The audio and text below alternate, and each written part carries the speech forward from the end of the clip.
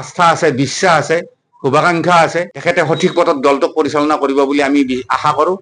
আৰু এটা কথা ঠিক, ৰাইজে কিন্তু অখিল গগৈৰ, বিশেষকে ৰাজ্য দলৰ সভাপতি অখিল গগৈৰ প্ৰতিটো বাক্য প্ৰতিটো শব্দ কিন্তু লক্ষ্য কৰে, প্ৰতিটো বাক্য প্ৰতিটো শব্দ লক্ষ্য কৰে। এই প্ৰতিটো বাক্য আৰু প্ৰতিটো শব্দই তেখেতৰ গ্ৰহণযোগ্যতা আছে নে নাই তাক নিৰ্ভৰ কৰে। অখিল গগৈ সেই কথাখিনি বুজি পোৱাটো উচিত।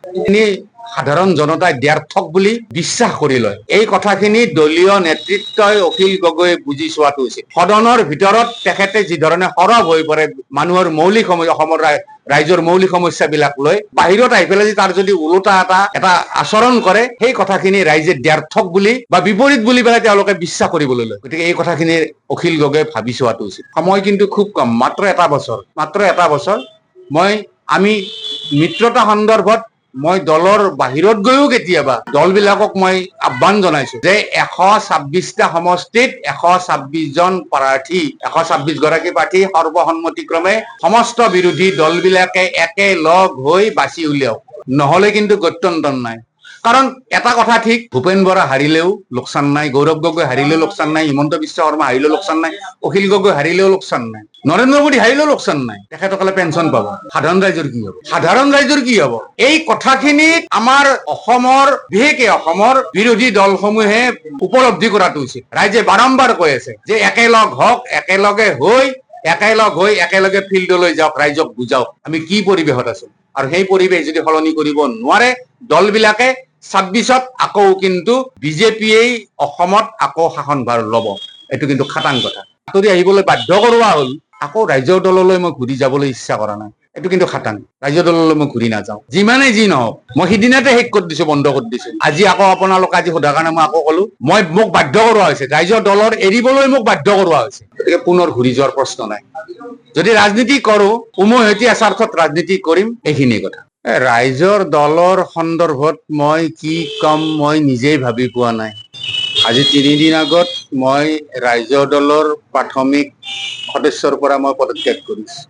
নিজে বনোৱা দল, আৰু এই দলটোৰ যিগৰাকী সভাপতি, তেখেত অসমৰ সংগ্ৰামী, সামাজিক সংগ্ৰামী মাধ্যমৰ পৰা আহি সংগ্ৰামী ৰাজনৈতিক ব্যক্তিত পৰিণত হোৱা সভাপতি। তেখেতৰ মই নিজেও অসমৰ সাম্প্ৰতিক অসমৰ যিকেইগৰাকী সংগ্ৰামী ৰাজনৈতিক ব্যক্তি আছে তাৰ ভিতৰত তেখেত অন্যতম প্ৰিয়। গতিকে ৰাইজৰ দলৰ বিৰুদ্ধে বা মাননীয় সভাপতি, ৰাইজৰ দলৰ সভাপতি মাননীয় অখিল গগৈৰ বিৰুদ্ধেনো কি কম? আচলতে কবলগীয়া নাই। কিন্তু মই ভাবো যে মোৰ ক্ষেত্ৰত তেওঁলোকে খুব ততাতয়া কৰিলে, ব্যৱস্থাখিনি খুব ততাতয়া কৰিলে। এই 2020 চনৰ 2 অক্টোবৰৰ পৰা নিজৰ জেপৰ ধন ভাঙি নিজে ফিল্ডত থাকি সংগঠন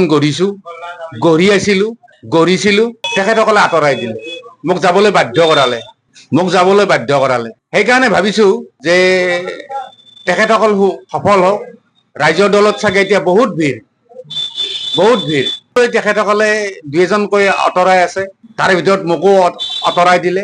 ঠিকে আছে, সংগ্ৰামী ৰাজনীতি কৰিবলৈ আহিছিলো, সংগ্ৰামী ৰাজনীতি কৰিলো 2020 চনৰ 2 অক্টোবৰৰ পৰা, জন্মলগ্নৰে পৰা। ৰাইজৰ দলৰ প্ৰথম গৰাকী ফিল্ড ৱৰ্কাৰ, ফিল্ডত থকা কৰ্মী সৈনিক আমি আছিলো। কাৰণ ৰাইজৰ দল গঠন হোৱাৰ 17 ছেকেণ্ড পিছত আমি নলবাৰীৰ ৰাজপথত ৰাইজৰ দল জিন্দাবাদ ধ্বনি দি আমি শোভাযাত্ৰা কৰিছিলো, আৰু তেতিয়াৰ পৰা একাণপতীয়াকে লাগি আছিলো। গতিকে সেই দলটোৰ সভাপতি গৰাকীয়ে অসমৰ এগৰাকী প্ৰখ্যাত চিন্তাবিদ, বুদ্ধিজীৱী মাননীয় ডক্টৰ হীৰেণ গোহাঁই ছাৰক এবাৰ কংগ্ৰেছপন্থী বুদ্ধিজীৱী, এবাৰ বিজেপিপন্থী বুদ্ধিজীৱী, এবাৰ নিৰপেক্ষ নহয় বুদ্ধিজীৱী বুলি পেলাই যেতিয়া সামাজিক মাধ্যমত লেখে, এইবিলাক কথা অতিষ্ঠ হৈ ময়ো সামাজিক মাধ্যমত এটা লেখা এটা দি পেলাই আহ্বান কৰিছিলো যে এইবিলাকৰ পৰা আপুনি বিৰত থাকক।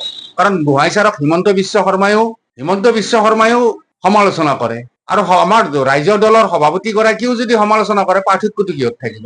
অসমতো এতিয়া ৰাইজৰ পক্ষত থকা চিন্তাবিদ, বুদ্ধিজীৱী যথেষ্ট কম, মুষ্টিমেয় কেইগৰাকী।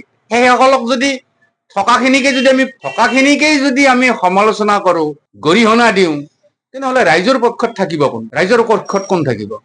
আমি নিজে আত্মসমালোচনা কৰাটো উচিত।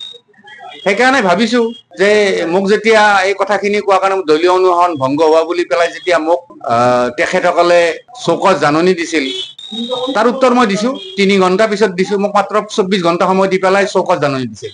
মই 3 ঘণ্টা পিছত চকজৰ উত্তৰ দিছো আৰু তেখেতসকলে 3 দিন পিছত তাৰ সিদ্ধান্তটো ৰাজহুৱা কৈ দিছে মই ৰাজহুৱাকে সামাজিক মাধ্যমত দিয়া কাৰণে দলীয় অনুসৰণ ভংগ হল কিন্তু দলটোৱে সামাজিক মাধ্যমত মোক আঁতৰাই দিয়া সিদ্ধান্তটো সামাজিক মাধ্যমত দিলে কি বিপৰীত ধৰ্মী কথা দ্ব্যৰ্থক কথা শুভেচ্ছা আছে ৰাইজৰ দলৰ প্ৰতি মোৰ শুভেচ্ছা আছে মই শুভাকাংক্ষী হিচাপে থাকিম বাহিৰত থাকিলো ৰাইজৰ দলৰ সম্পৰ্কত আৰু ক'বলগীয়া একো নাই নিজেই বনোৱা দল মই আগতে কৈছো নিজেই বনোৱা দল আৰু ৰাইজৰ দলৰ সভাপতি গৰাকী মোৰ এতিয়াও সেই অনুভৱটো সেই উপলব্ধিটো মোৰ আমৃত্যু থাকি যাব মই যদি ভুল কৰিছিলো সেই ভুলৰ মাৰ্জনা বিচাৰিছো মই সেইদিনা প্ৰস্তুতে লিখিছিলো আহ্বানটোতে লিখিছিলো মাৰ্জনা বিচাৰিছো মই কিন্তু তেখেতসকলে বোধহয় বুজি নাপালে মই এইকাৰণে কৈছো যে বুজি নাপালে মানে তেখেতসকলৰ ভিৰ যথেষ্ট ভিৰ হৈছে গতিকে ভিৰ কমাবলৈ মানুহ আঁতৰাই আছে শুভেচ্ছা থাকিল 26ত যদি আমি যদি এই অত্যাচাৰী শাসকক যদি পৰাভূত কৰিব নোৱাৰো যৌথভাৱে নোৱাৰো